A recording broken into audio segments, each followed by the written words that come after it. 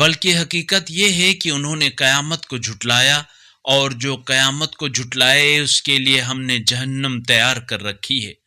جب وہ جہنم دور سے انہیں دیکھے گی تو یہ لوگ غضب سے اس کا بپھرنا اور دھاڑنا سنیں گے، اور جب انہیں جکڑ کر جہنم کی کسی تنگ جگہ میں ڈال دیا جائے گا تو وہاں وہ موت کو پکاریں گے، تو ان سے کہا جائے گا آج ایک موت کو نہ پکارو بلکہ بہت سی اموات کو پکارو۔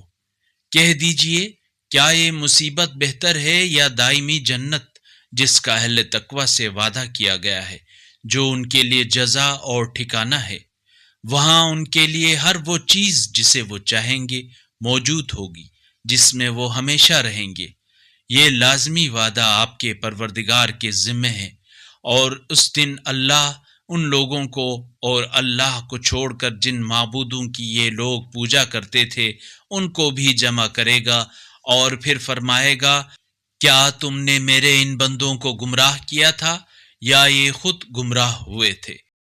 اگر اس قرآنی کلپ نے آپ کے دل کو چھو لیا ہے تو براہ کرم چینل کو سبسکرائب کر لیجئے اور بیل آئیکن کو دبا دیجئے۔